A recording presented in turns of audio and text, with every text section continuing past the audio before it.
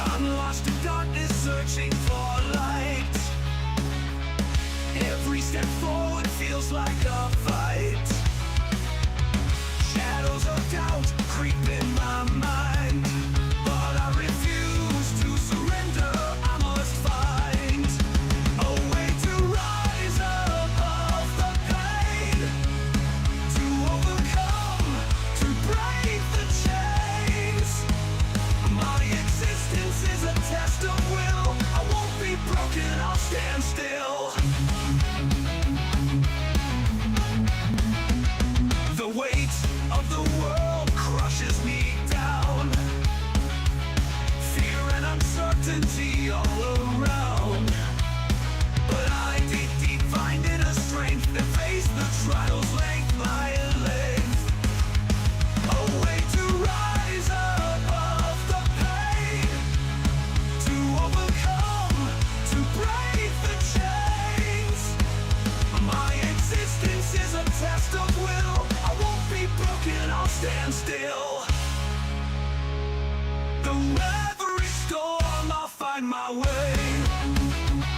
Through every night, a brighter day. I'll rise from ashes, like a phoenix born. My spirit unbroken, my heart reborn.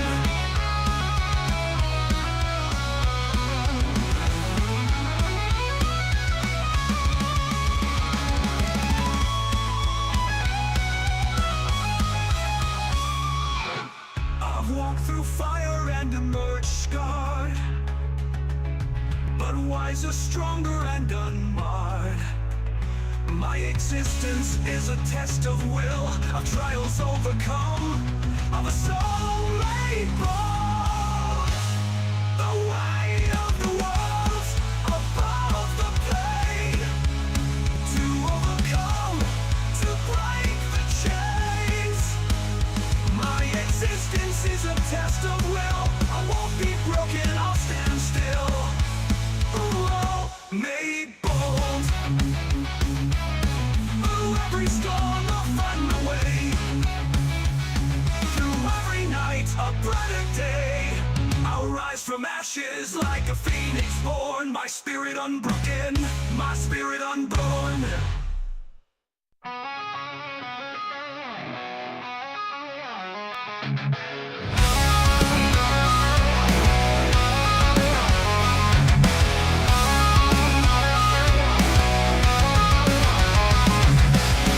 Day to day, nothing changes. All I want is a moment to think clearly, but thoughts come unrelenting, consuming every waking moment.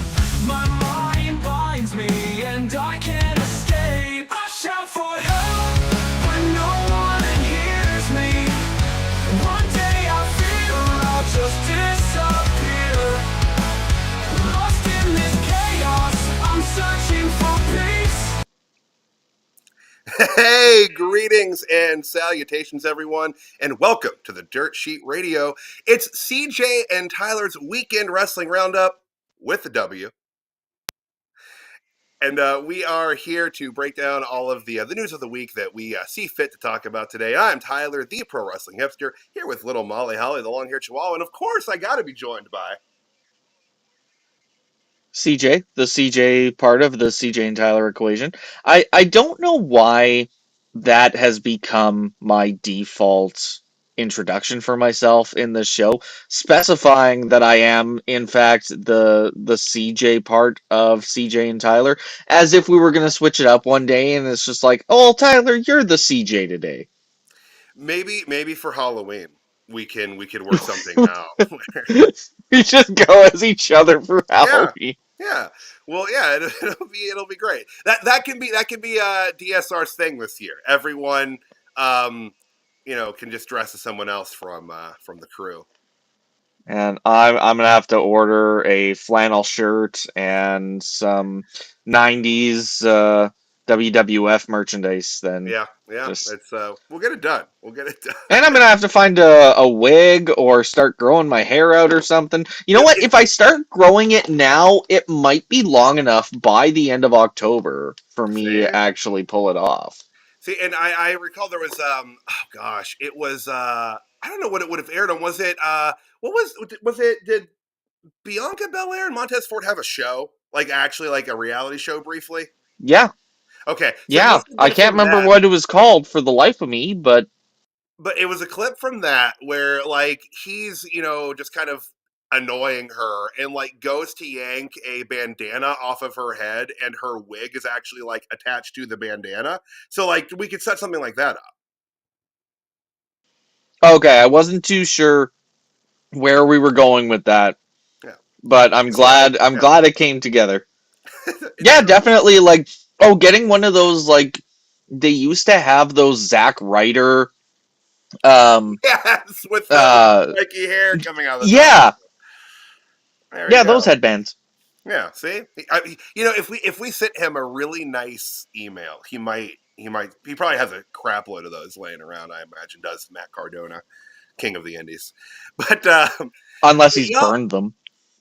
maybe he used some at an indie show. I saw like he had someone come out dressed as Zack Ryder and he like kicked the shit out of him. So I mean, it's Oh, of course. yeah, but guys, we are here to talk about a lot this week. And TJ, where do you want to start? We got a couple big stories coming out of this week. You and I have not been able to discuss the Rumble, and I know that's probably still at the forefront of a lot of folks' minds. But also this week, I know it's a week early, but like other than calling it the Valentine's Day Massacre in terms of cuts, I don't know what else to refer to it as.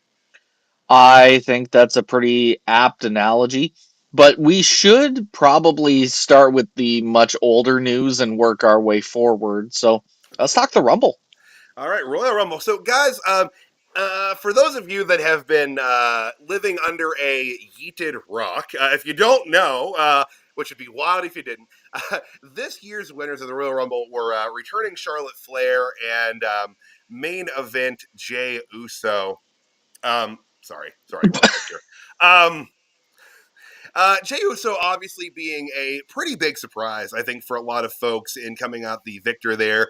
Charlotte Flair, less of a surprise, I think, for a lot of people, a little bit more of an annoyance. There's a bit of a divide on that, but Charlotte has certainly always had her detractors, and they're out in force now, especially with that promo Monday night, which was basically her being like, guys, I've had a really hard year. Boo!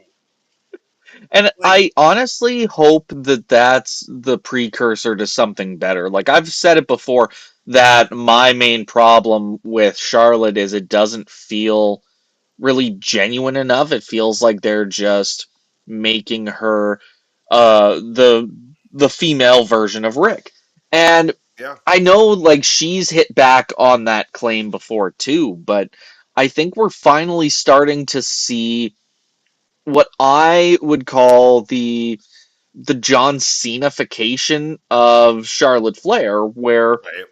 she's getting all this hate just by existing and by the company deciding we want you to be our person. Like the same thing happened famously with Roman Reigns, famously with John Cena, and they came out the other side perfectly fine, like legends. So I, I but did they push Charlotte too hard too fast? Because I mean, she's already a 14-time champion with I'm gonna say at least uh 10, 15 years left on her career if she avoids injury. If that knee holds up. Where yeah. So did they really do her more of a disservice by pushing her that hard? Like, where does she go from here? What the largest disservice they've done to her as a company is by trying to push her as a face again. People like the fact of the matter, she's going to get that return pop. She's a star. She's a first ballot Hall of Famer. Like there's no doubt about that. Charlotte's Charlotte. Hmm. But people don't want to cheer her. And I don't know what it is. Like the thing is it's like you're talking about what a hard year you've had. However, the imagery that you show leading into your return is you hanging out on, multi-million-dollar yachts and private beaches and tanning and eating expensive foods. People don't feel badly for that. You know what I mean? Well, Like they present her in this like, I'm so much better than the average plebeian that's like running into these arenas, and I'm your queen, your literal queen, and why don't you like me? Like it's there's a disconnect between her presentation and the reaction that they actually wanted her to get. no, I don't think that's it. I think they do want to push her as a heel, but the nuanced storytelling that we've seen from the company the last few years, they're just drawing it out. So they're letting the audience really drive the narrative. Yeah. They are the ones being like, "No, we don't want Charlotte." Charlotte's like, "Well, why don't you want me?" And that's going to be the catalyst for the full on Charlotte heel turn. She seemed very taken aback by it though. Like it did seem to kind of knock her for a little bit of a loop Monday night during her promo when she was hit with a chorus of boos, which is also kind of wild that she didn't pivot from that as well as you think she would have for as long as she's been doing this. And that's another thing with her speaking style. If you listen to her in interviews, just regular interviews where she's really more or less being Ashley Flair, you know, there's a complete loss of genuine emotion and reaction, I think, when she's being Charlotte Flair for some reason. No one talks the way she talks when she's Charlotte Flair. There's like a roboticism to it. Where like you said, like she's Rick. It's like she's trying to emulate his actions and tone of speaking too much at this point. And I get that, Rick had a phenomenal career. Charlotte has had a phenomenal career. Um, but why is it a good thing that when I look at Charlotte, all I see is uh, her dad? And I think that's part of what has really held Natalia back. There is definitely a fine line between wanting to pay homage to your lineage and flat out just being a carbon copy of what you're uh, what you're paying tribute to. And the reason I say it's a fine line is because I look at what they're doing with Lexus King and NXT, Mm-hmm. and like they've they've addressed that yes, he's Brian Pillman's kid.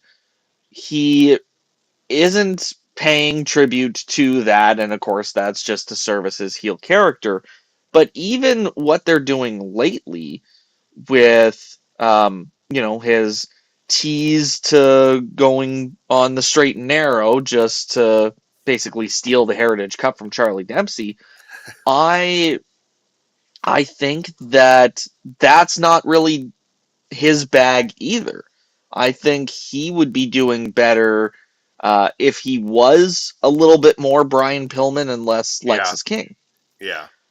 And he's starting to get there. It feels like his promo Tuesday night. Not to kind of Detroit. I guess it's still in the same vein. We can tie this into multi-generational talents. But he seems like he's kind of leaning more towards that Pillman kind of category. He did flat out say he's his father's son this past Tuesday night. True. And I think, but, I mean, oh, you know what? We're gonna fall into another rabbit hole here if we talk too much NXT. So just to kind of bring things back to the Rumble, like the reaction that Charlotte got was obviously a lot more negative than the reaction that Jey Uso got, Right. but still quite a negative reaction from a large chunk of the internet fandom. Yes. Yeah. I will say. Oh, It's there you go. Accidentally misclicking the Fanta can again. I just when I the orange shirt, man, it's not my fault. Orange is a tough. I bet somewhere Taz is livid that someone's wearing orange. If you know, you know. Taz has historically been pissy when people wear orange, guys. It's his collar, He man. It's his doesn't collar. own the copyright on a color. He thinks he does, though. But That's like no, Tiffany Stratton and Mandy Rose. Like, I'm sure Mandy Rose is not the first person to say put some respect on my name. Like, she's I not. don't It's a get. rap lyric. It's a rap Yeah, lyric. like, Like so it's not like you came up with it. It's that's not true. your phrase. It's true. But before we hop over on to Jey Uso, I do want to say again about Charlotte and the reaction to her and the chorus of boos and how she's a much more natural heel than a face. And there's a lot of reasons for that. Her presentation, her size, there's a lot of stuff there. But like, there's no one they could put her against in that title scenario right now that she will be cheered over. They're not gonna. No one's gonna cheer her over Rhea Ripley. Uh, Nope. and and as it is, no one's going to cheer her over Tiffany Stratton either. Nope. Everyone else has such a fan swell, and I think because they've done really good at booking the women's division for those three in particular.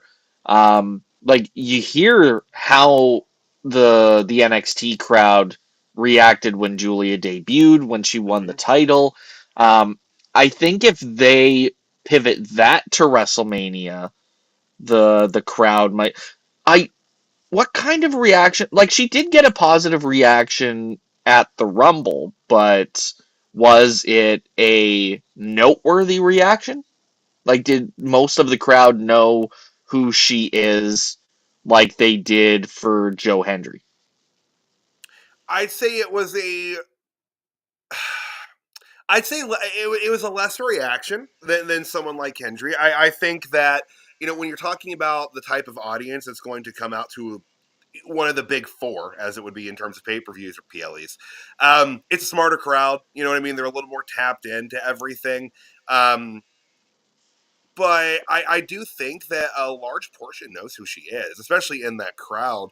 And I think that the main roster audience and who they recognize it's a little more open now. I think the way the WWE has tried to present NXT over the past year as more of a third brand, even though it's developmental still, and they acknowledge that, but they present it more as like, hey, this is just like the other place that our talent can be. I think it's got more eyes on it now than it had. That's probably helping that. Well, and I had to kind of laugh when you were like, "Well, it's still developmental," and I'm sure we'll end up talking about Evolve at some point when that starts airing. But I just love the idea that developmental has developmental now. Hmm. Why why are we going this far down the rabbit hole? Well, okay, let's we'll partition the realm of discussion here for just a second since we're saying this now. But guys, this is the joyous, fractured conversational style that you tune in for week after week. I know it is. But with the Evolve thing coming up, WWE Evolve has just taken Level Up spot, which absolutely will be talking about that because it's Level Up. But it's all the same talent. If you look at the pressers and the little clips and snippets that they've put out for that, CJ and I could probably look at everyone they've shown and name maybe all but one or two because they're all level up talent. Didn't see Dante Chin on any of the commercials, which is a little bit of a bummer, but maybe he's going to be on NXT proper more. Or unless they want to make him the gatekeeper of Evolve, because that could be his future as well. But it's mostly NXT level up talent. And then also, aside from the Evolve, here, not tonight, but next Sunday, they're premiering the LFG show on A&E, which is also like a developmental type show. It seems like it's kind of a mix of like a level up presentation with the like what NXT used to be when it was like a competition. I'm kind of, you know what I mean? Like it's like they've got wrestlers as coaches and there's some Well, semblance it of kind competition there. of brings more like the what Level Up meets Tough Enough. Hmm. Yeah. You know, like Yeah, there you go. especially the presentation from the Tough Enough revival. Like if they would have Mm, done this from the start, I think that would have been a better product for Tough Enough if they would yeah. have done what I think they're trying to do with LFG. Yeah, I mean, I'm interested in it, and everyone that watches these things, CJ, they know that you and I have a penchant for the developmental side of the Fed. So I'm interested to What? see these. Us? Really? Right? I know. That's why I was, saddened by some of the cuts this week. But I'm always saddened by cuts. But we'll get there when we get there. But back, Yes. we'll steer this back over to the Rumble. Before we hop on to Jey Uso here, anything else on Charlotte or her impending turn back to the dark side? I think that's pretty much all I had on it. All right, so yeet, yeet, Yeet. Jey Uso. Jey Uso winning the men's side of the Rumble this year, conquering John Cena as the last two, and shocking. I think a lot of people. And CJ, you had mentioned that there's a bit of pushback on the internet at the very least, and I will say it that way. It's the internet. It's the the smart crowd. It's the internet crowd. They're being a little vocal against this. It is not the average viewer of WWE. They're elated. It got a massively big reaction to the point that when he made his entrance on Monday night to give his victory promo, more or less, the crowd chanted one more time after his entrance, and they had to go back into the song and keep on yeeting for a couple minutes. You can't deny his popularity. Yeah, it might have irritated some of the folks that analyze wrestling to the level that we do, because, like, hey, maybe we would have made different decisions. But he's, I think, arguably the most popular wrestler on the Raw roster, and it makes perfect sense from that angle. And we'll get into it a little more. But CJ, where are you on this right now? I'm ecstatic for Jey Uso. It was one of those good surprises for me. I was not expecting him to win the Rumble. In the predictions video that Dirt Sheet Radio put out, I definitely thought it was going to be CM Punk. And for the record, I thought it was going to be Io Sky that won the women's Rumble. So I was kind of hoping that we were gonna get Story over Charlotte for the Rumble, Mm-hmm. because it would have kind of irked me as much, for the record, if Alexa Bliss had won the Rumble as well, because I I will always pick the the story over any particular star. And you know what? Since we're talking about the Rumble, we're like, it's been over a year since the Cody Crybaby incident, and I I still look back on that, and that is an example of story over star. Like, Mm-hmm. you had The Rock coming in to literally strong arm the Royal Rumble title opportunity away from Cody Yeah. Rhodes, and that is essentially how I think a lot of people viewed Charlotte winning the Rumble too. Like, it was a roster full of women putting in the work, showing that they deserve a WrestleMania main event title opportunity, and all of a sudden, in comes Charlotte Flair to be like, "Woo, I'm Charlotte Flair. I cut to the head of the line." Like, that is, that's where a lot of frustration Well, and will for come me, from. it was even especially egregious, as everyone knows what a supporter I am of Roxanne Perez. So as a Roxanne Perez fan, it coming down to her and Charlotte, like, I was just hanging on with that thread of hope that they were actually going to do what I suggested several weeks ago and just go ahead and pull the trigger with Roxy. Or Jordan Grace would have been someone else I would have put in that position. I like using the Rumble as a way to elevate someone, and they don't really. I mean, with Jay, they've kind of done that here. And Oh yeah, that's something, and maybe that's a surprise to some people. Maybe that's why there's some of this pushback, because the fan in modernity has kind of gotten used to the Rumble not being used as a way to bring someone up to that main event level. It's a main eventer winning it to kind of just get to the main event, as kind of a means to an end, as less of a rocket being strapped to somebody. And if you look at Rumble winners, through that mid 90s period, and there was a rebuilding going on in that time, but you had people that weren't quite at that main event level, at least perception wise, winning that. When you had guys like, Shawn Michaels winning it, or, Steve Austin was obviously on his way up, but that really, solidified that.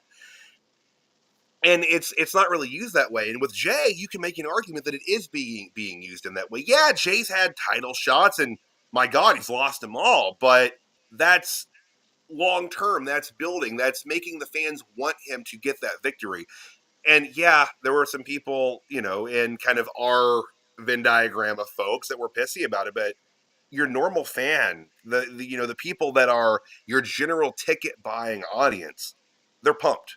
And that's kind of what matters here. Sometimes you have to take a step back and, like, I'm not the biggest Jey Uso guy, but I can see the appeal. I understand why people like him. I understand why the youth of the wrestling fandom likes him so much. I get it. I also get that his act, it's not 100% for me. I'm 40 in a few months, like, yeet. I get where you're coming from. Absolutely, I agree with pretty much all of it. That being said, Um, I'm excited for him to get this opportunity. Did you see the video of Rikishi being like him talking to his dad about this? Like, he didn't tell Rikishi that he was winning, so it was like a shock to him. Like, it was a great moment. You know what I mean? There's so much emotion tied to this, and I hope that people will get over the negative feelings towards it and just kind of ride the wave as it is. well, and I think all Jay really has to do is just, get to WrestleMania. Like he's got that that big show of support, and I think he's gonna be able to utilize it well heading into WrestleMania. Mm-hmm. Um, and I think I had this thought, and I don't know if I actually said it on air or if it was just I thought about it, but I really look at Jey Uso the same way that I look at Jeff Hardy. Without the substance abuse problems coming into it. Well, I mean, yeah, that's a little bit of the thing too, but um, I I look at it in that same way of he had such a fan swell when he was chasing the WWE Championship back in what was that, '07? Mm-hmm. '07 or '08, and like he went an entire year chasing that thing, finally wins it right at the end of the year. The fans go absolutely nuts. And I really liken that with Jey Uso because one, he's a tag team guy struggling to, well, not really struggling, but starting to get over as a singles guy. And he's got a sizable portion of the audience that are also saying, oh, he's, not worth the investment. Right. So it'll be interesting to see what he does, how he does it, and really if the fans continue to get behind the Yeet train. Because I know it was kind of something that happened with Cody Rhodes. Like, the chase was the story, and then the fans kind of fell off a little bit. Mm-hmm. I was just reading something about how Triple H was pretty bummed at the reaction that DIY got at the Rumble. I don't know how true it is, but I also don't know that we can really infer anything with fan reactions at the Rumble. That is a long event. Mm-hmm. And two Rumble matches in particular that go over an hour, that's a lot of time to try and be audibly invested. Like you can't expect the fans to cheer or boo their hearts out for every single entrant and every single moment that entire match. While that's true, the only match that really had that low level of a reaction was that tag match. Everything else on the card had Well, yeah, much but what more, was everything else on the card? You had the men's rumble, the women's rumble. You had a WWE Championship ladder match which to I think contend is, with, which is unquestionably Cody's best defense as champion. That, like, hands so down. that's what you were saying. Like, I think part of the reason there was a little bit of a fall off is they didn't have a lot of great opponents for Cody set up and ready to roll. A lot of, like, believable opponents set up and ready to roll.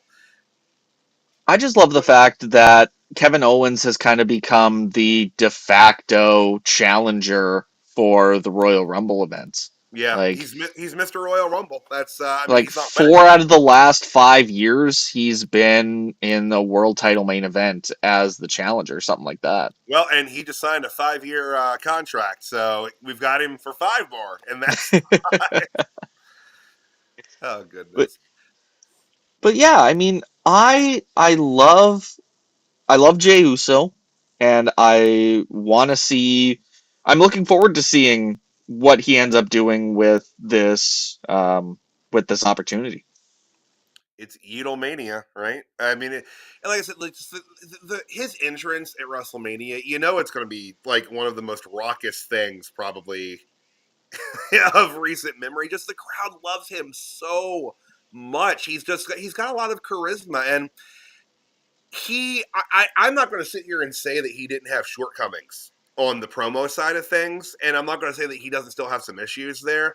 But there's so much more genuine emotion coming from him now that I think it's overriding some of those kind of shortfallings that he has with that.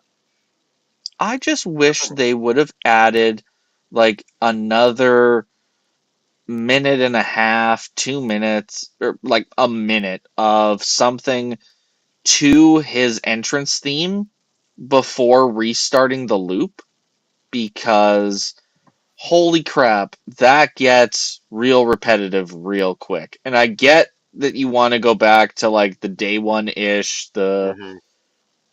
the Yeet fan interactions, but man, do you imagine actually yeeting that much if you were a fan in the arena at WrestleMania? I really Like can't. that's I can't really that's ten imagine minutes doing it. straight of yeeting. Like, so here's the thing. Like, everyone at home, just do this for as long as you can, you know? And really, I'm doing this pretty easy. Like, the people in the audience are like way more into it. It takes me back to like when I went to WrestleMania 30. After that week in New Orleans, my like shoulders and kind of like here were so sore from like a constant week of yesing all the time. Like there were holes forming in the armpits of my shirts from this. It was just these are the trials and tribulations of being a wrestling fan that no one ever discusses. I I the trials and tribulations, joint pain.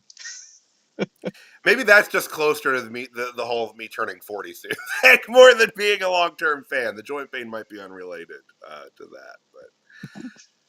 Oh, but yeah, that's a long time to yeet. I mean, as long as Pat McAfee's leading the charge, people will keep up. Oh yeah.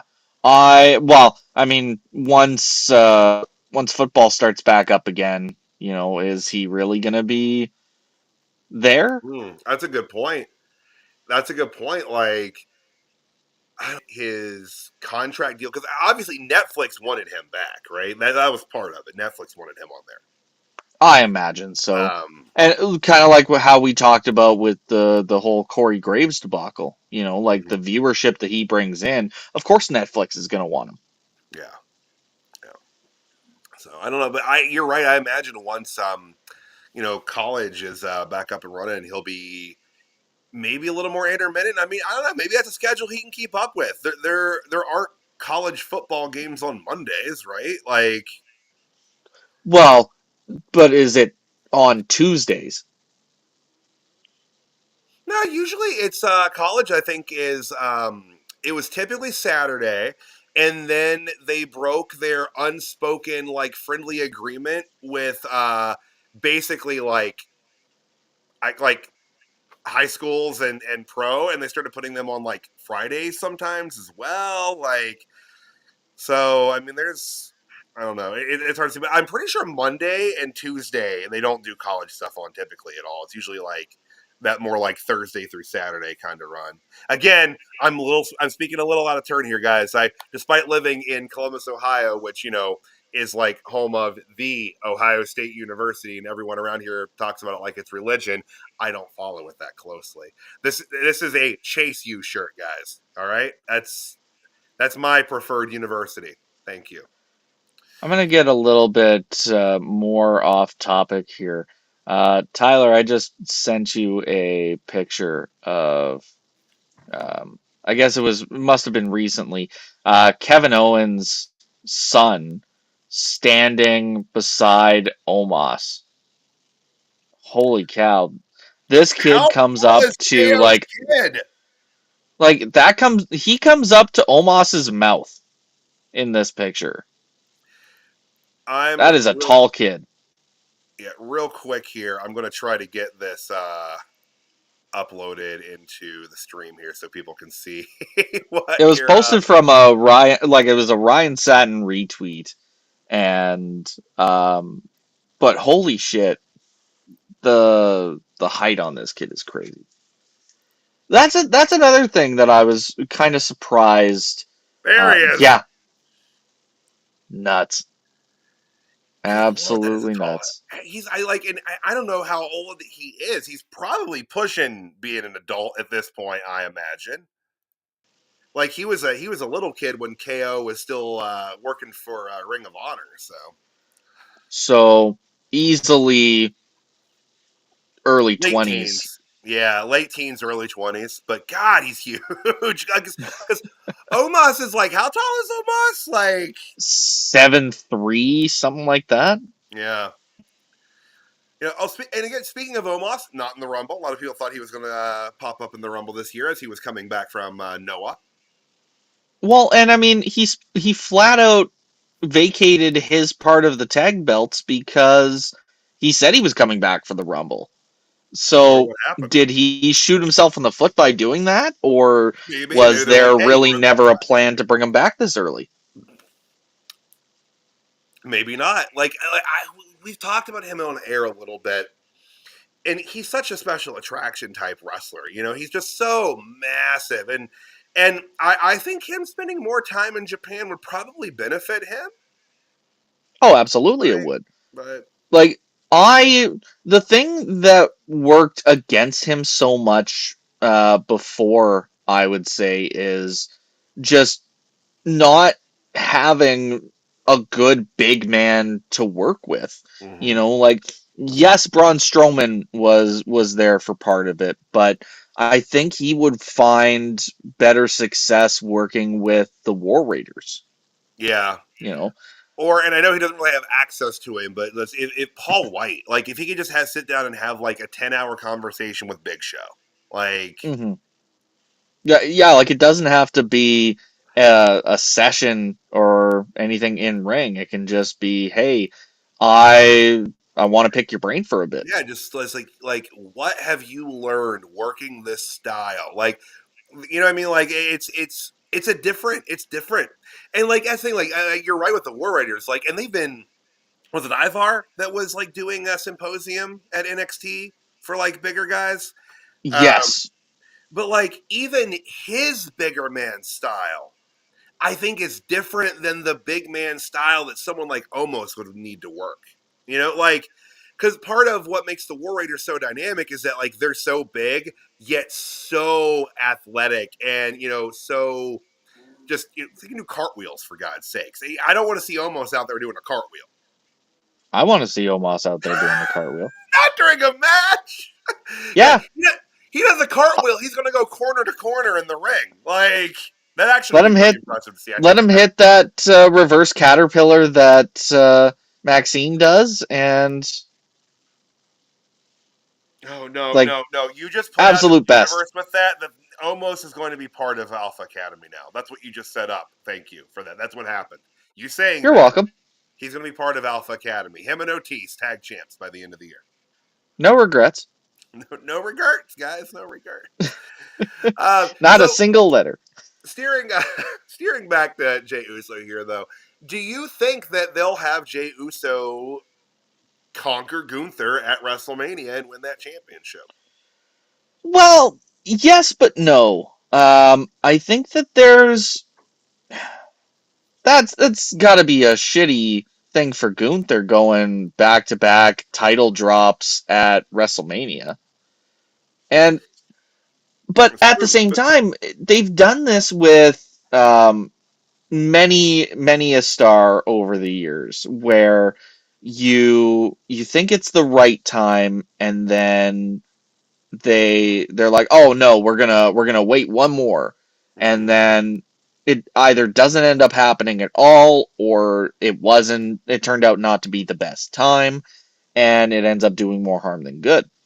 Yeah. So that's what I'm really worried about with uh, Jey Uso, but also with Gunther, Hmm. that they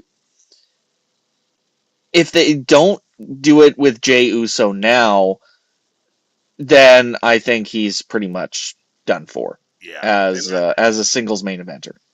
I agree with that. They're walking a tightrope with him right now. And I mean, honestly, as good as Gunther is, this title reign hasn't, been lighting up the message board, Like it's been pretty But lackluster.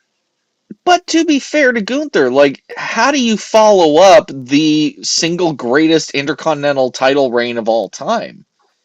Like, and that's Well, that's what and I he wasn't think even on is TV. Like he wasn't on TV for a couple weeks. One of those weeks being the premiere on Netflix. You know yeah. what I mean? So they're not doing him any favors either. And maybe part of that is they kind of know how this has been going. That like it's not been as successful, as dominant, as I don't know. It's interesting that his run as Intercontinental Championship seemed so much more important than him being world champion.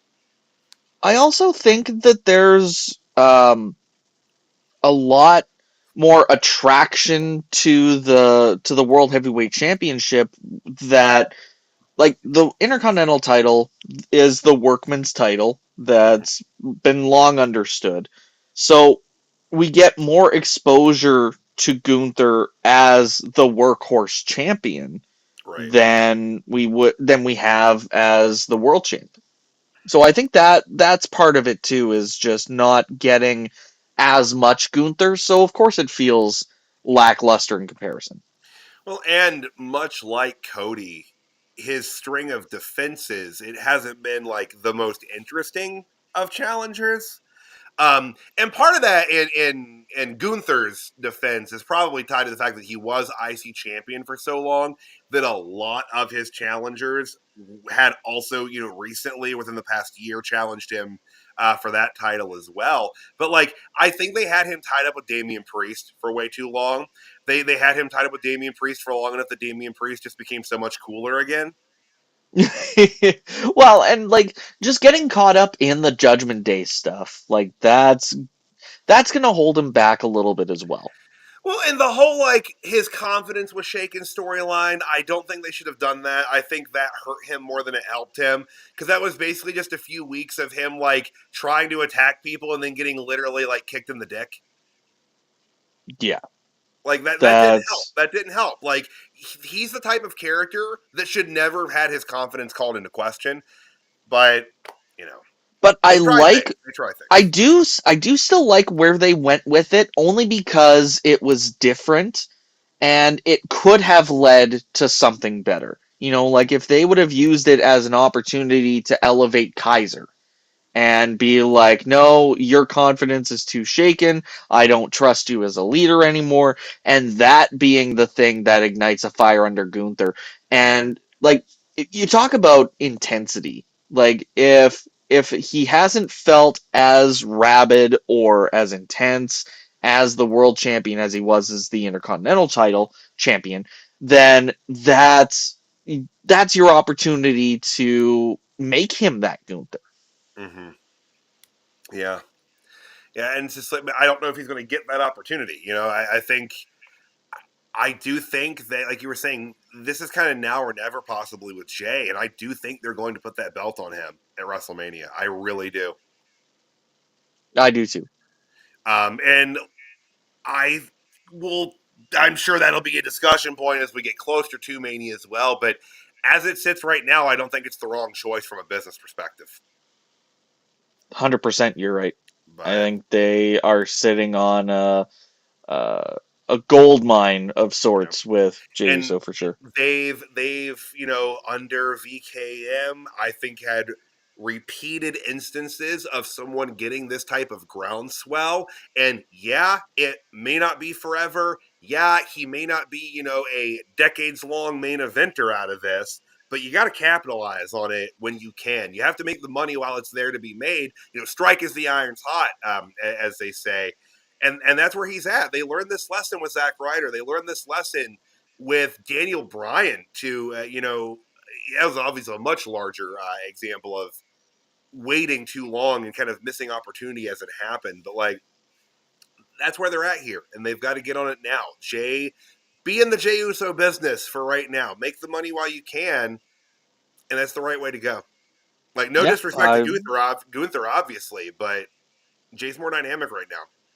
I agree. And I'm sure Gunther will have his time again. It's just Well, not.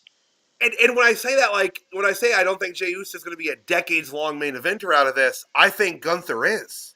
You know what I mean? I think Well, Gunther is yeah. like his level is much more safe and protected just based off of the type of character he is.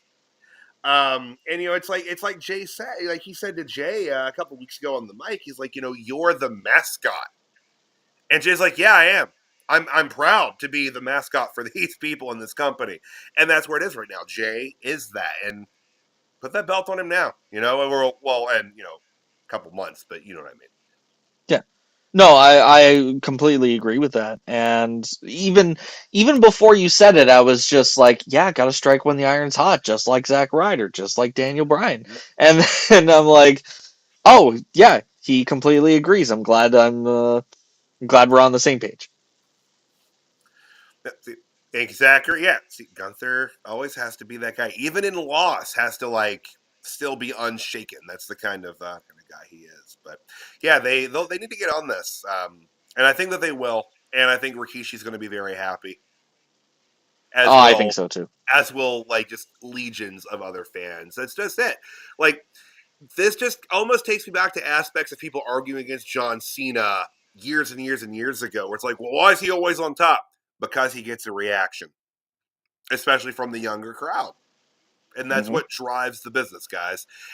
As much as we like to pretend that people closer to our age is what's driving this business, it's not. Nope, It's it's not. all that young person money. Yeah, yeah, it is. Well, the young person money that comes from the parents of the young people. But But we're uh, we're gonna look over that. yeah, yeah, that's semantics at that point. But yeah, CJ, anything else on the Rumble, or shall we hop into a little, also meaty section of discussion that's a little less happy? I think we might as well pull the band-aid off. All right, guys. I said it earlier at the top of the show, but I'm referring to this as the St. Valentine's Massacre. This week, WWE releasing numerous members of the roster, uh, and it's a little early. Usually, this happens a little bit after WrestleMania. We've typically referred to it as spring cleaning.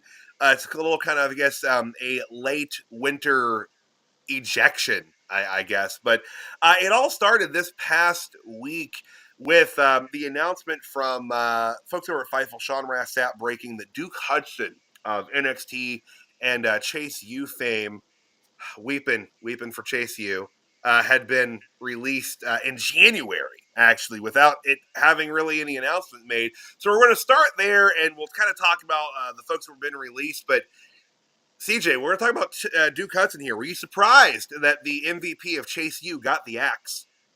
I was very surprised. I was really hoping that the fall of Chase U was going to lead to something a lot bigger for everyone involved, but obviously not for Duke Hudson. I was worried that because we haven't heard from Thea Hale or Yeah, Riley Osborne, like we've started to see Andre Chase coming back yeah, recently, even though he's dejected and depressed. But I was still hoping that the rest of Chase U was going to be able to land on their feet. yeah. Um, and it seems, as far as WWE is concerned, Duke Hudson hasn't. No. What do you think of the speculation that it's because Triple H didn't see him as a main roster guy? I mean, if he didn't, then that he would absolutely be, pretty high reason as to why he would have been released from the developmental roster. If you're going to have somebody there that the guy running the main show doesn't see a lot of upside to, then maybe it is kind of a situation of him being like, well, I'm gonna, cut my losses now. But I don't. But like, it's interesting to me, like, what doesn't Paul see that like I feel like I've seen? Like, no, I don't think Duke Hudson's someone that you're going to have, main eventing PLEs necessarily, but like I think he could have landed in that upper side of the mid card on the main roster for sure. US champion kind of level, and there's nothing wrong with that. He wasn't young by wrestling standards. But I thought that he really showed a lot over this past year in NXT, especially his match he had with Obafemi on NXT television several months ago. I thought he just That North showed American title match. like he just showed so much there. And do you think that there's a chance that he's one of these guys that will land in TNA, which is WWE adjacent, obviously, at this point with the kind of talent exchange that they have going on? But do you think he'd be a good fit there? The dude's like, what, 6'5"? Yeah, something like that. And I think he would be good.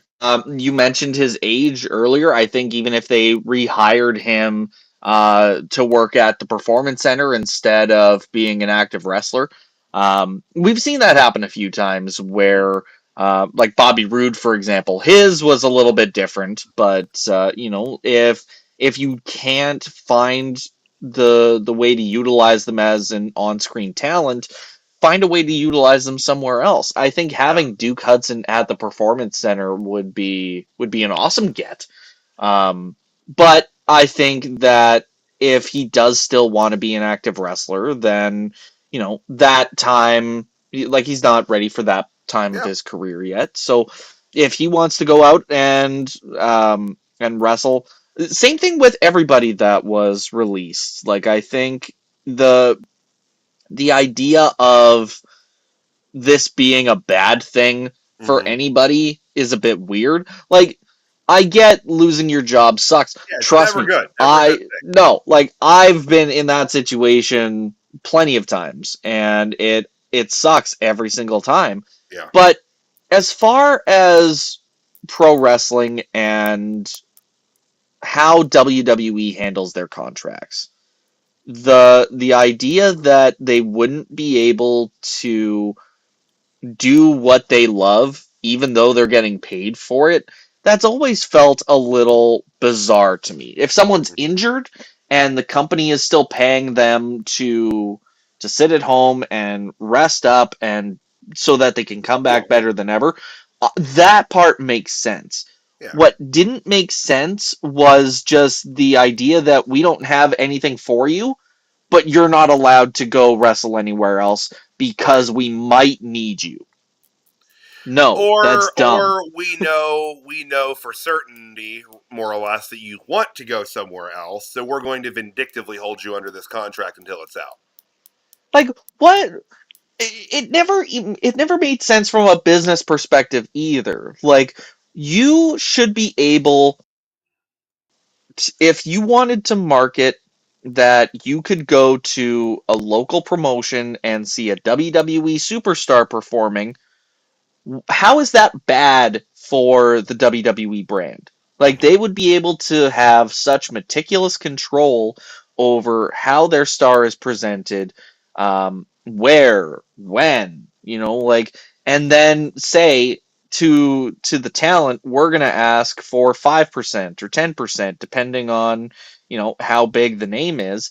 They could Right. be making they could be making lots more money allowing these wrestlers to, and I don't know if it's just because they'd be sending them into um, potentially promotions where they don't have control over their opponent, or Hmm. they can't really verify that their opponent is trained well enough. Yeah, Like that's what I was going to say. Like, you could get into an instance where someone's working, a certain lower level of indie show, and you could have one of your roster members get seriously hurt by someone not really knowing what they're doing. But I would hope that someone at a level of WWE main event, or even just WWE period, they'd be able to recognize that someone isn't safe to work with and be like, no, I'm not working with this person. Pick somebody else.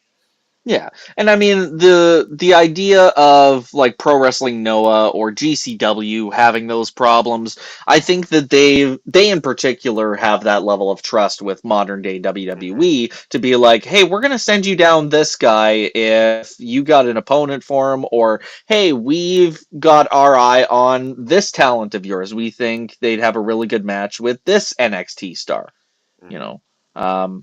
So I Well, think. I think in and particular we're going to see more of that happening, but the well, fact that they're it building hasn't been trust too. happening this whole time is Yeah. still like mind-boggling. It is, and there's a little bit of a rebuilding of trust, I think, with smaller companies in WWE right now as well. I think that a lot of independent promotions over the years, when WWE's like, hey, like we'd like so and so to work with somebody, they probably just assume you're about to just raid them of talent. And that's a fear that people have had with TNA since the Hmm. partnership is that WWE's just going to come in and stomp around and take who they want and just leave them in shambles. And I don't think that's where we're at anymore. I really don't. I Nope. hope anyway. And well, and I've even seen arguments being like WWE is going to be owning TNA in like 2 years, and it's not going to matter. And it's like I don't think that's what's going on here. Like they have the ability to help a promotion really excel, and yes, they utilize TNA talent how they want, like having Masha Slamovich come down, or when George Gray was signed. And that, I think, is probably the biggest B in WWE's on it to try and sway for not just coming in to sign talent. They signed Jordan Gray almost immediately. I wouldn't be surprised if Henry makes the leap well. Maybe see John Gallagher sign with WWE. And I mean, I don't know if it's actually staying with TNA or if this whole retirement thing is just an angle. Mm-hmm. But we'll see. But I don't think they're partnering with TNA specifically to purchase the company or Right. raid their locker room. I think Yeah. it's just they have an opportunity to work with other wrestling promotions to help their own talent, Mm-hmm. and if Well, if there they was also happen to that. sign a couple of their talent along the way, that's how it goes. Yeah. WWE has had plenty of, or TNA has had former WWE talent sign with them after they leave the company. Yeah. WWE has had TNA talent sign with them after they leave their company. Like, it's not anything malicious, it's just how free agency and independent It's how it works. contractorship should work. Well, and WWE also is going to want to play nice because they had that. Was it the lawsuit that was helmed by what MLW this past year The regarding? antitrust thing. Yeah. So like, I mean, there's probably a little bit of an aspect too where they could be like, hey, like, we're not a monopoly. We're not monopolizing the North American market. Look, we're playing nice with, other promotions that are far lower on the totem than we are. Like, we're playing nice with TNA. We're doing exchange with them. We're doing things with Pro Wrestling Noah in Japan. Like it helps. It definitely probably helps with that perception too. But also I think that was a just silly lawsuit just for attention, but that's neither here nor there. But we'll steer back into the cuts that we had this week. Obviously, like I said, Duke Hudson was the one that led the charge. We'll just kind of run through them here. I've got a bunch of pictures set up. Let's kind of flash up. I was surprised here. Isla Dawn. I I will wind up saying this for probably a lot of the folks who were released, and I've kind of already said it. Like they're gonna land on their feet. They will be fine. But that being said, I really thought they were gonna wind up doing something with Unholy Union Hmm. Like they've been down in NXT a lot more. We're starting to see the women's tag team division kind of shift to NXT. So I thought that they'd be fine. I thought they were going to land on their feet and just Well, be back in NXT, but and they just that hasn't released been the her, case. right? Like Alba Fire is still As far as there, we know, like nothing has been announced for her, but right? And again, yeah, Thea Hale, as of the recording of this, as of February 9th, 2025, Thea Hale's safe. yes. Just And reminding you we guys. but that's the thing, like we don't know if they just haven't announced anything. We Right. just found out about Duke Duke. Hudson last week and he was released a month before. Yeah. Okay, so PJ, you had mentioned that for a lot of the folks that we're going to be talking about here quickly, you felt that some of them were surprises. I'm going to say I wasn't entirely shocked with this one, just because what have they really done with them over the past year? But the Good Hmm. Brothers gone from WWE. I think the Matt, the corny reviewer, in a post said that now people can go back to pretending that they were one of the greatest tag teams of all time. Yes, because they're going to go wrestle in Japan and be like, "Oh my god, they're so much more intense here." Well, did you feel that they were just phoning it in WWE to a point? Particularly in NXT, yeah, it Yeah. felt like they were kind of spinning their tires a little bit, and I think that's like when FTR was on their way out, and we kind of saw the revival getting a little bit more, um, not hokey, but you could tell like they were. Shaving? No, no, no. Hokey's a fine word. Shaving the back in the shower was Well, I mean, definitely. what I was thinking of was tripping over the SmackDown set and Right. being like, "Oh, look at him, he did that!" Like that was pretty hokey, but the attitude and the demeanor outside of those moments, where like even in a few backstage promos, it felt like Carl Anderson was just like, "Yeah, I'm here. I'm gonna slog through this because it's what I'm being paid to do." Yeah. Yep. Well, now they'll be paid to do it somewhere else, and like you said, in all likelihood, Japan. Uh, Or who that's one knows, thing. maybe they will wind up going back to AEW as well. Because Possibly. they did work with AEW when they did the AEW TNA partnership. So they if they don't wind up going back to TNA, maybe they will be like, all right, well fuck you entirely. We're gonna go to the actual competition. Yeah. If Tony wants him, and that's a lot of thing with a lot of these cuts. We're like, oh, TNA bound or AEW bound, AEW bound. I'm like, Tony doesn't really need to be picking up wrestlers. If anything, Tony needs to be cutting people from that bloated roster. Oh, Um, yes. and That again, being said, I'm not in I favor am of people losing their jobs, but like you talk about, like paying someone just to sit home. yeah. And like the definition of independent contractor should be the ability to go work wherever you want. Like I should be allowed to see someone with that had just been on AEW that Wednesday Hmm. show up on Raw that Monday. Like there should be no real prohibition. I get that when you sign your top stars to exclusive contracts. Yeah, I get how business works, but the wrestling industry Yeah, is that not like a traditional business. it's not, and that exclusivity should come with other benefits benefits that typically mark someone being an employee, not Hmm. an independent contractor. I do recall back when AEW launched that they were to get health benefits.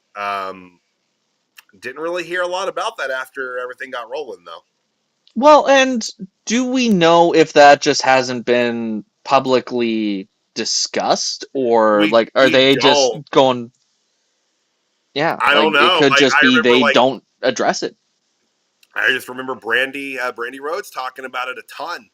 when everything was getting started up, but not really know what happened to that. But that's the thing. Like, if you're going to restrict where people can work as an independent contractor, then you need to be giving them those benefits. But hey, we could have had a union in wrestling if Hulk Hogan hadn't ratted out Jesse Ventura. So the thanks, real Mojo. reason why Hulk sat out Saturday night's main event.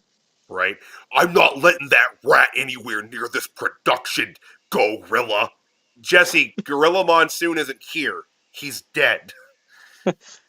Still You're not doing it, looking Gorilla. you're looking at Road Dogg. Roadzilla. Oh, okay, sure. All right, fine. Roadzilla.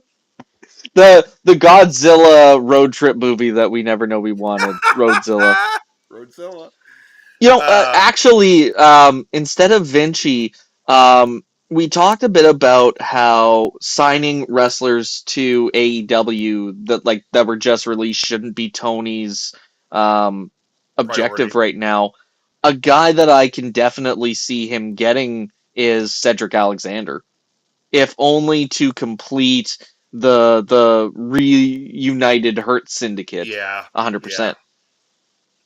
And you know what? It's funny. Like earlier that day, I was at work and literally had the thought of, I think Cedric in the Hurt Syndicate would do well than would do better at least than what he was doing there. Yeah. And sure enough, later that day, he it's announced he's on the chopping block. So that means his swan song on WWE television was losing to All Ego, Ethan Page.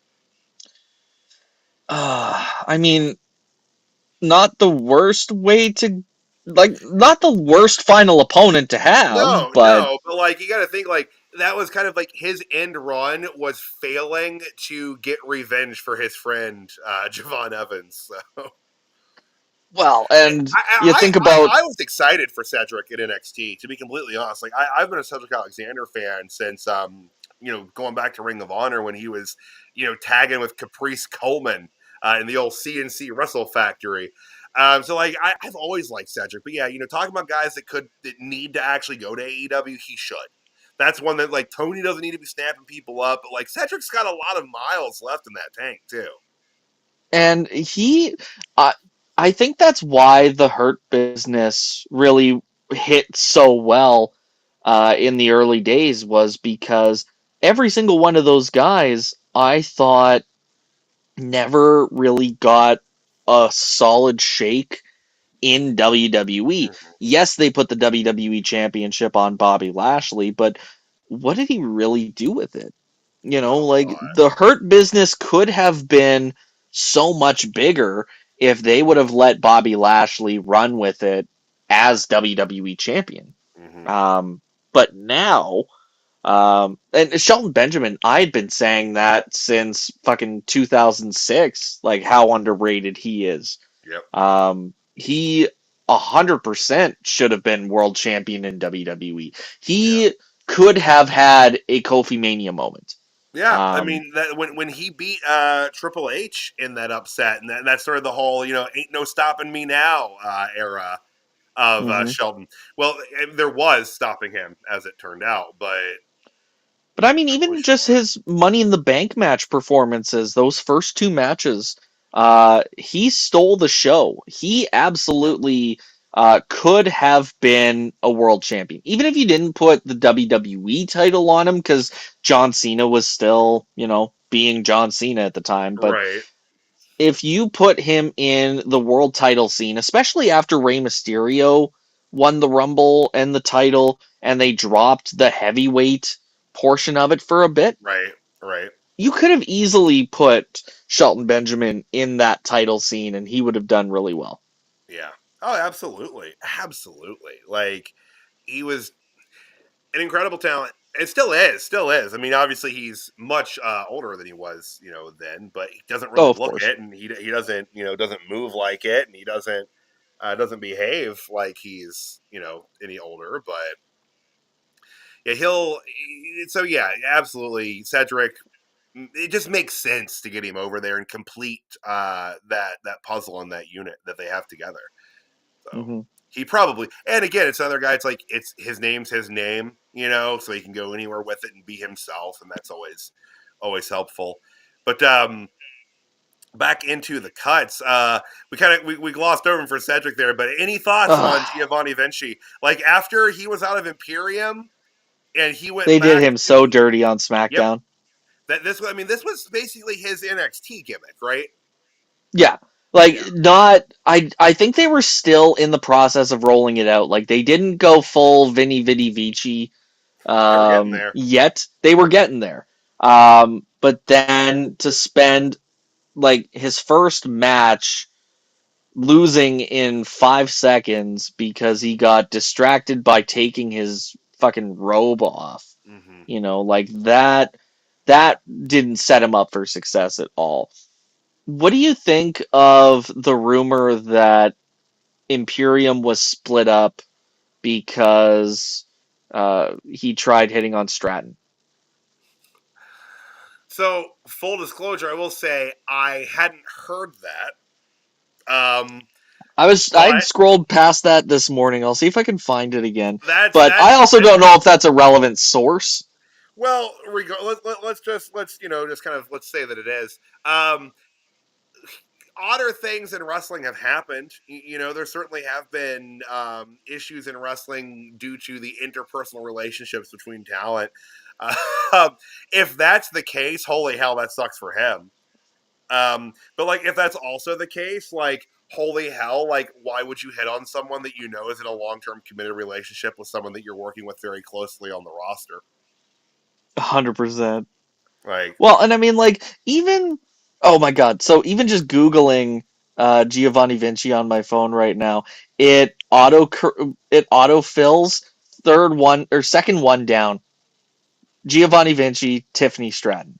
okay, maybe. Hey, I'm not saying there's truth to the rumors, but I'm saying there could be. Yeah, I don't know how accurate it is, but that does seem to be one of the prevailing theories right now was he tried hitting up Tiffany Stratton Mm, and that's why. that did not. Well, if that's the case, then God, what a reason to basically lose your spot in a company. Because there was an interview that Kaiser did shortly after his split from Imperium, Right. where he kind of implied that Geo just wasn't improving enough. So that could have been part of it too. Yeah. But like I said, like I'm often surprised when cuts happen. Um, but that's definitely one that I found to be a bit surprising. Like I said, I guess it's not as surprising as considering what they've been doing with him on the roster, but still unfortunate. Always Oh, unfortunate. 100%. One that I wasn't surprised about or as surprised about, AOP and Paul Ellering. This was uh, kind of like we hadn't seen them as really as much or at all with Karrion Cross and Scarlett lately. And this is one of those ones that because Karrion Cross has been better without them, like, Yeah. Oh God yeah. forbid I say anything nice about Karrion Cross. Like, I might either burst into flames spontaneously or Caesar will find me and set me on fire. But I think that he is doing the best work in his WWE career right now. And unfortunately for AOP and Paul Ellering, because their return was tied to Karrion Cross. Right. So how do you separate that after it happens in a meaningful way? I don't think they had that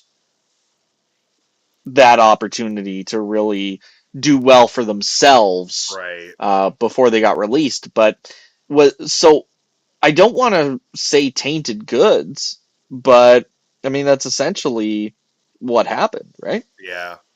Yeah. They didn't really get super off the ground. Well, So does this mean that like is the final testament done then? Like, are we just back to Carrion and Scarlet? That's my guess. I Yeah, can't imagine he'd be finding another tag team because then they'd have to be like, well, wait, wasn't he just with AOP and Paul Ellering? right. Like, And I mean, it did feel like a bit much that like when AOP seemed to be the only folks in that group wrestling, it really felt like it was AOP with three managers, and that just felt a bit superfluous. Um, and I like Paul Ellering a lot. The dude doesn't look like he's aged since like around 1979. Um, but I feel like, God, this is gonna sound so mean. He shouldn't be on the road. You know, like keep him in one place where he can see his damn grandkids. You know, like I was about to say, just let him be a grandpa. poor old man Ellering. Just let him put a grandkid on his knee and just regale them with tales of managing the Legion of Doom. Like, Well, and just let it even he go. can be old man Ellering just sitting on the porch with a scowl and small children flee in terror. I'm sure Yeah, he would love that.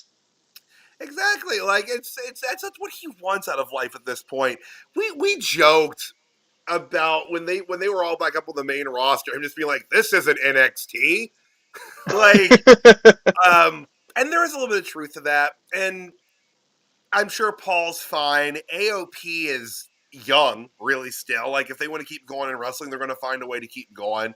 But Ellering, retire, sir. You've done your service to this great sport. It's time to just ride off into the sunset. It was like when they brought him back and Karrion Cross was still the mouthpiece of the group. Mm-hmm. I'm like, why are you doing this to Paul? Like you bring Paul in to be the mouthpiece. You don't give Paul Ellering a mouthpiece. Exactly. Exactly.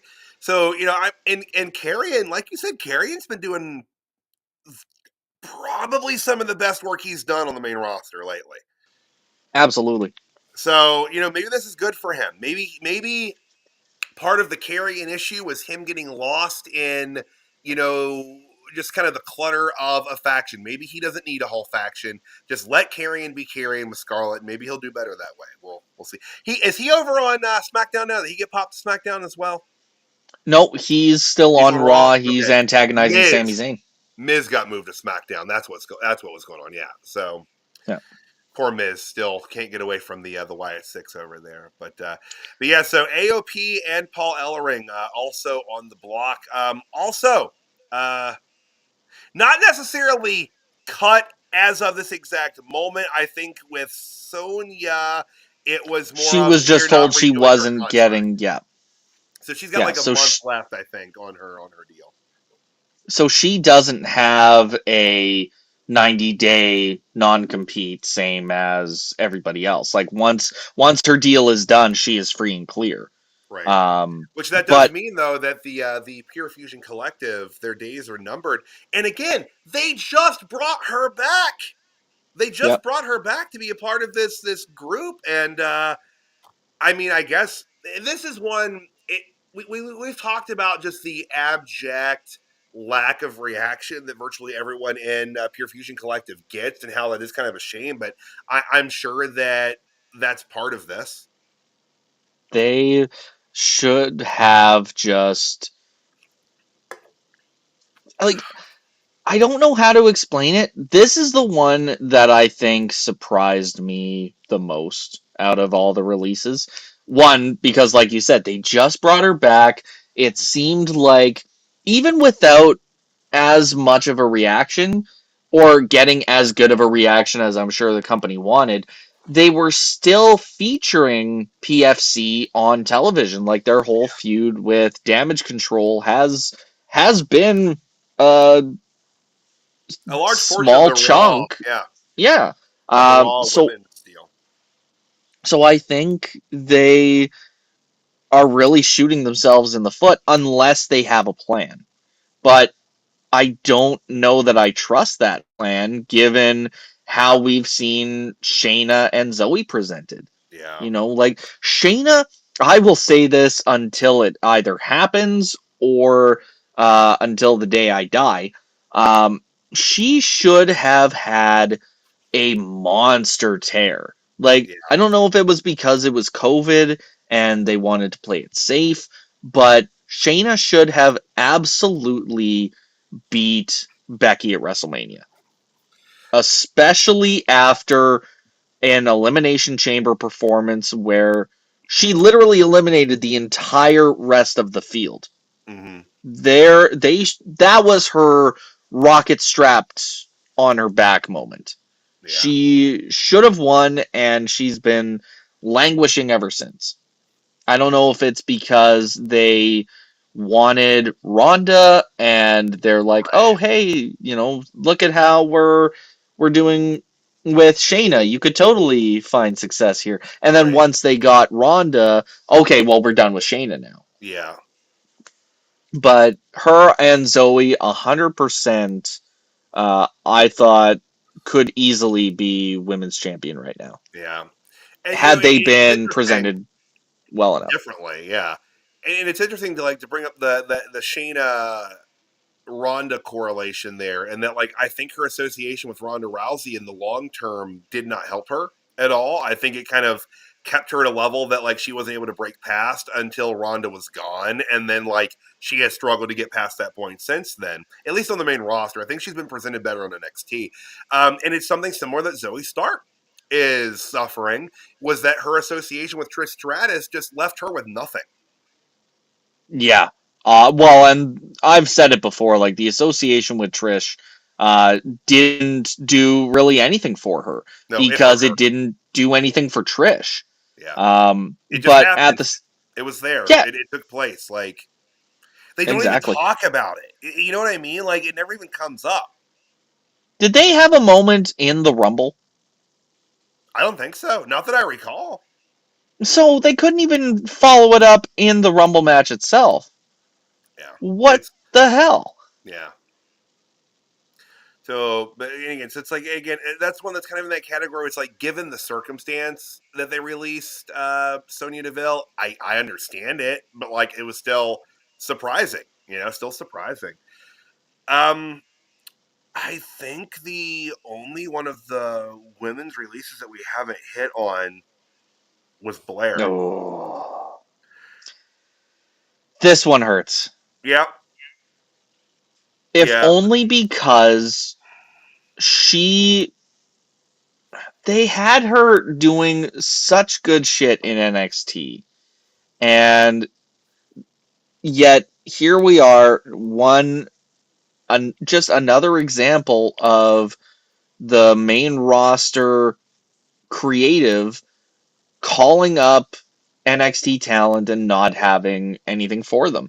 They should be coming up with a plan in place to get them over. It shouldn't just be moments like with Roxanne Perez with her to help guide her transition to the yeah, main roster.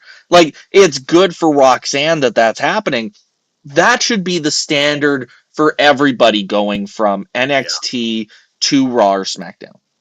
yeah. You need to have that plan in place. They have to have a path that they can be dropped into and start to walk down. Otherwise, they just get lost in the weeds, and that's what happened to Blair. Like she's an incredibly gifted talent, and there's a lot of upside to her, and that was showing in NXT. And the second she got to the main roster, it was just gone. And yeah, I get not everyone's going to have the bringing Roxy into it. Not everyone's going to get the benefit of that kind of presentation where you're getting to set a record of length of time in a rumble or something like that. But they had nothing for her in mind, and I do not understand why they even brought her up to the main roster. It kind of felt like when they did the draft last year, it kind of just felt like, well, we have to pull some people up from NXT, right, to like keep up appearances. Mm-hmm. And like it was same thing with Dijak. Like Yeah, and same thing with Unholy Union. Really, when they got called up, they were the women's tag champions, yeah, and the whole reason they got called up was to lose their tag titles. yeah, And that's not. First of all, it's not good for them to have lost the tag titles that way or at all.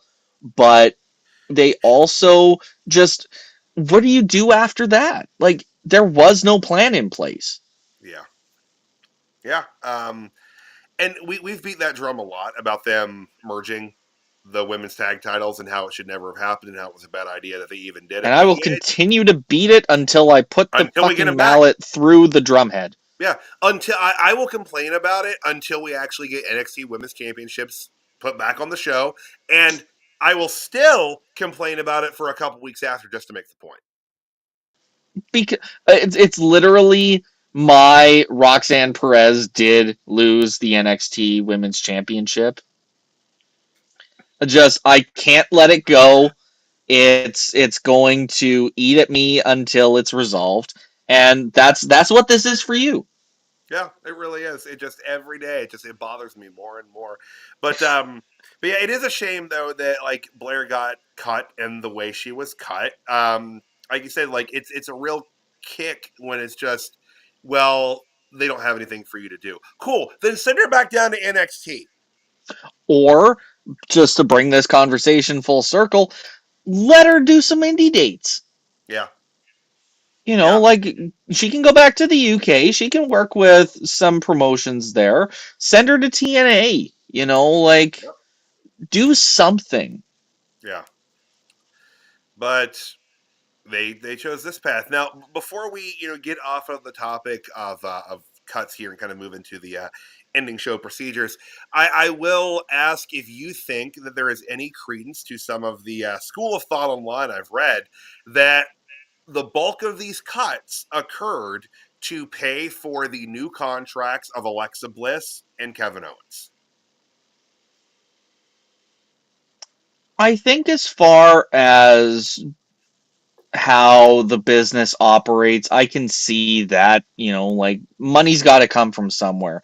Right. There was something even I was reading earlier today. Um, a video editor, like a WWE video editor, going on Reddit talking about they were fired too. So it's entirely possible that, oh yeah, their post was checked and marked as verified, showing that they had proven to moderators that what they were saying was true. They shared a paycheck from WWE to moderators to prove that they were indeed a former employee, Oh, saying, up until Wednesday, I was a video editor for their social medias. Out of nowhere, they called me about some budget cuts and terminated my contract early.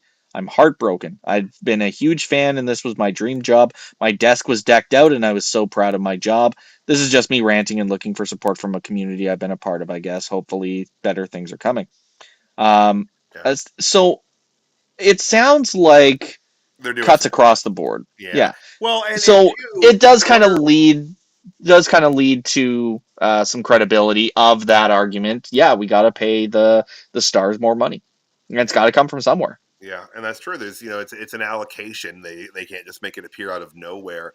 And I would wonder too if they are cutting some more, production and office employees, if that's still a little bit of the effects of the merger, still kind of taking a long time to work its way through. Because when that merger happened, I think there was an assumption that TKO would be, cutting redundancy more or less. Like they have people that do those video editing and production type things. Like they have people that oversee the travel for the talent. So it made sense that certain office positions would be kind of cut and someone would just be having more work for them, basically. Um, so that, For that sure. is so it is unfortunate that they're also making cuts in that realm. So yeah, you're right, CJ. That does kind of lead or lend a bit of credence to that argument that they've got to free up that cash from somewhere. You know.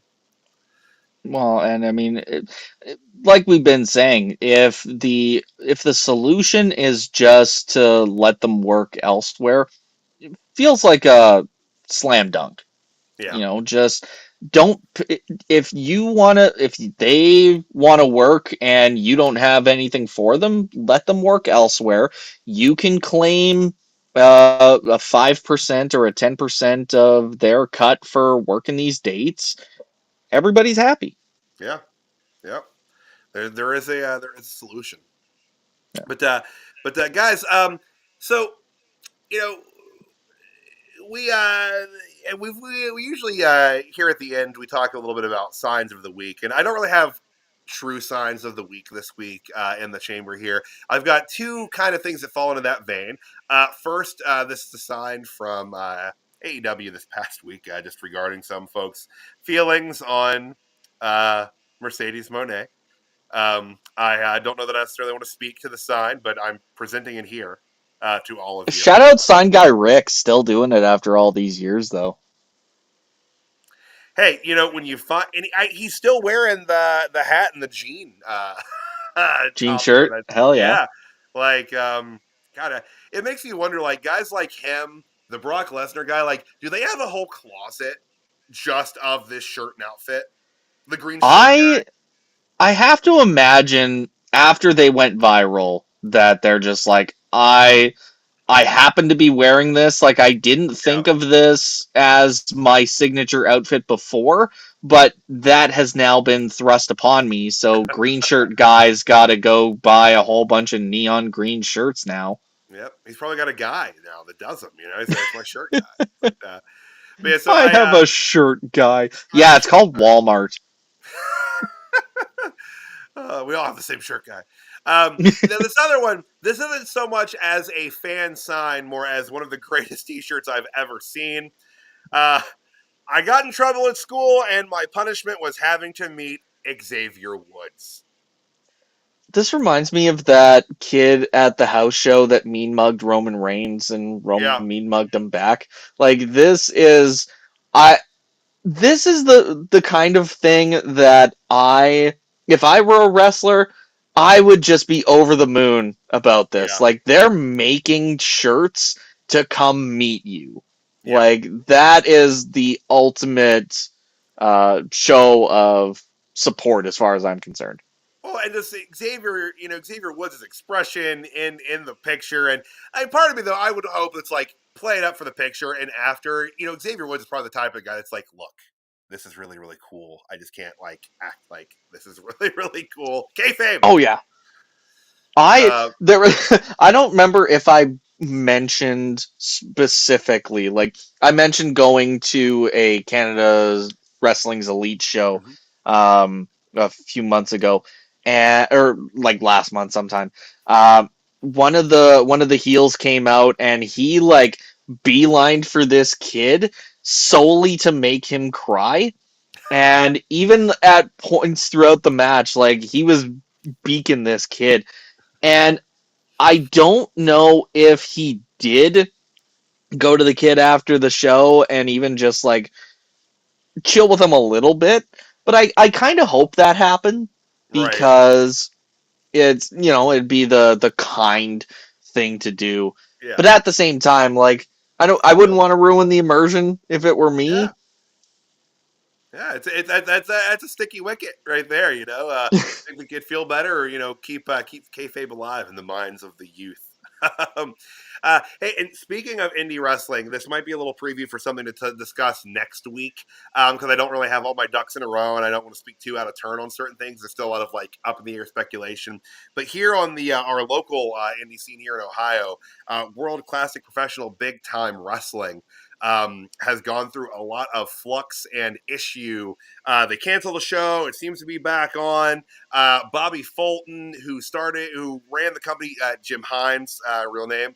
His son Dylan Hines had been running it, but allegedly has been ousted from that organization, as well as he has been ousted from belt collecting groups and autograph groups over the last year or two. So that might be something I'd like to discuss. That's a little more niche and local here, but there's a lot of crazy shit coming out now with allegations of like elder abuse and all kinds of crazy things. So, Oh little, shit! yeah. Like, Not to is LA Knight, Bobby but okay if it's elder abuse? Bobby, there are some recordings and stuff that have come out that are pretty damning in terms of Dylan. Um, but I know, I mean, Bobby has been dealing with cancer on and off over the last few years. But but the show is back on for March 8th here in Ohio for them. So I'm still considering checking it out if it does happen. Like I said, it's kind of wavered back and forth, but Yeah, I want to do a little more information gathering, but next week that might be something that we get into a little bit more. Yeah, But that'd be an interesting deep dive, yeah, especially like once we know all like more of the yeah, facts and yeah. yeah. What's going on? But and real quick before we kind of get into, I had a note here that I want to ask you about because we didn't get to talk about it Tuesday night after NXT. But Mhm. CJ, I real quick want to get your feelings on the change that they're making to the Heritage Cup that will be, I guess, having taken place this Tuesday. That The they're one changing fall it. to a finish. Yeah, yeah. I think that's more of a Lexus King gimmick. Okay, I think that it's definitely not a permanent change. okay. But I mean, we'll see what happens.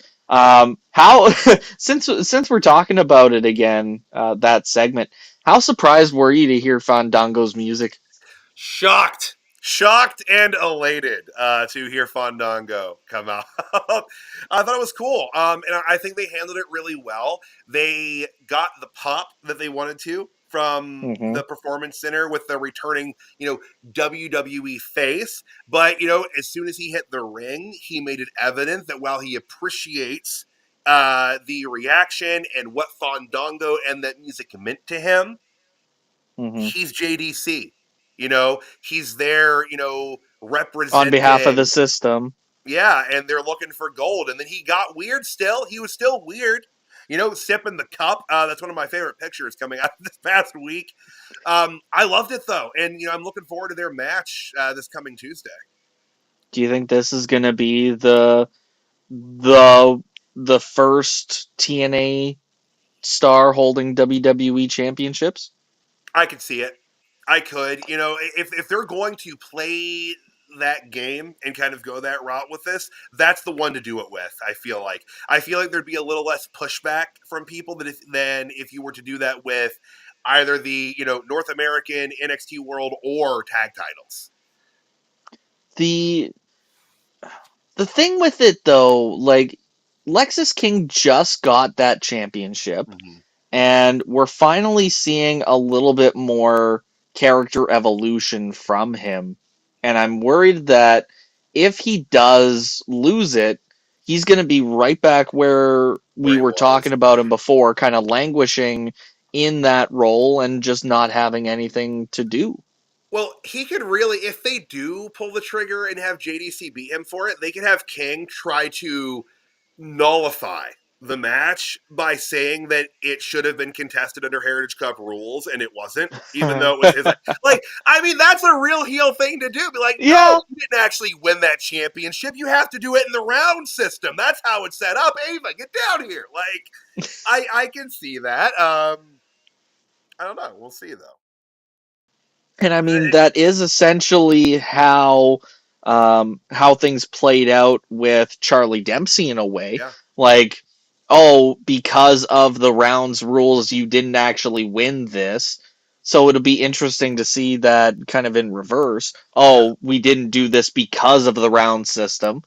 Um, so Something to consider, something to play with, and if that's the yeah, whole reasoning he had for being like, "Well, I'm stripping away the Heritage Cup rules," hey, man, not it's just a 1 week thing until he realizes that it doesn't benefit him to do that. But I said or this we're gonna Tuesday see night, him continually cheat and get away with it because there's only one round. right? Get counted out, like that kind of thing. Just do something, just heal his way along this path. But we'll see. We'll see what happens Tuesday night. And I said this Tuesday, if they are going to permanently make this a one fall to a finish, then it's not really the Heritage Cup anymore anyway. It is literally just a cup instead of a belt. Oh, But I don't know if that's part of why Heritage Cup feels more because it's not one fall to a finish. mm-hmm. What? I'm sorry, Like, I lost you there. am I off base? Oh, sorry, it's just like is that really what helps make the Heritage Cup special as opposed to the people who challenge for it? Well, I think it's a mixture of the things. Like it has really up until it was more of a kind of a wrestlers championship. I think until around the time that Tony D got a hold of it, and no complaints there with Tony D holding. I think he's a better fit as North American champion just in terms of what the cup is. But I do think that it is a mixture of the wrestlers that held it and the format with which it was defended and won. I think setting it into that European style format with the rounds is a large part of what the cup is. So, if because there's no further expansion for NXT Europe, is the Heritage Cup kind of on its last legs? Maybe, As and maybe that's the idea here too. Maybe they're either going to potentially work it out of the system entirely, or it just becomes like the NXT Heritage Championship, and they do make a belt or something for it, But like, I like the physical cup. I like that. It's different. I do too, but a one fall to a finish cup just doesn't Doesn't make feel. sense. It doesn't It match doesn't what feel it is. special. Yeah, I agree. So either this needs to get switched back quick, or they need to just change what it is. But CJ, brother, before we get out of here today, anything else that you want to discuss this week that we have not touched on? Nothing really comes to mind, other than just losing your job sucks, and I'm sure the folks who got released this week are gonna, I'm sure they're going through it, especially if it was, their dream job. Yeah. But I'm sure that they'll land on their feet. Yeah. Yeah, absolutely agree. It's always an unfortunate circumstance when anyone gets cut from the roster, and we really do like it's I'm not going to get the future endeavor saying it's so trite, but like we genuinely we always wish these folks the best in what they do, and it's they're chasing their dreams, guys, and you have to support that. You can't fault someone for just wanting to chase that. So hopefully everybody lands in good places and can get better from there, and not just land in good places, but eventually work themselves up to higher plateaus than they reached before. So hoping for the best for everybody. And guys, that's the roundup.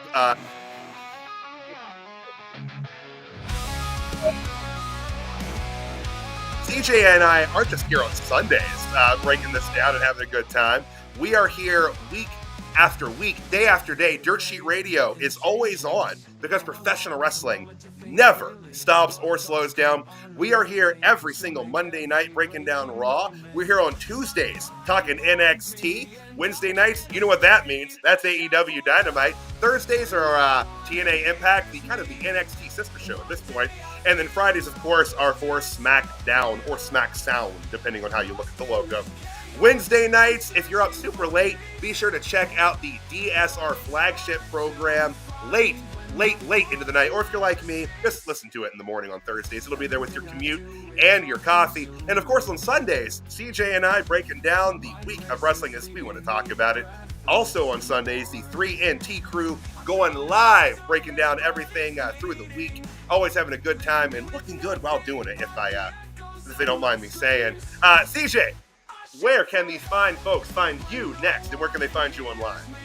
Well, I'm here on Sundays whenever we end up having this. I know it's a little hit or miss, unfortunately, but life being what it is, that sometimes happens. But hey, Saturday or Tuesdays, I'm on NXT, hopefully, and I look forward to talking more wrestling with you, dude. Hell yeah. And I'm Tyler, the Pro Wrestling Hipster. This is Molly Holly, the long-haired chihuahua. After you have followed at CJ Carter 22, Dirt Sheet Radio on all social media platforms, give me a follow too, over on Facebook especially, the Pro Wrestling Hipster. But guys, thank y'all so very much for tuning in with us tonight, or this afternoon rather. We will see you guys back soon. Have a wonderful day, evening, night, whenever you're watching this. We appreciate it, y'all. We'll see you next time. Yeet. Yeet.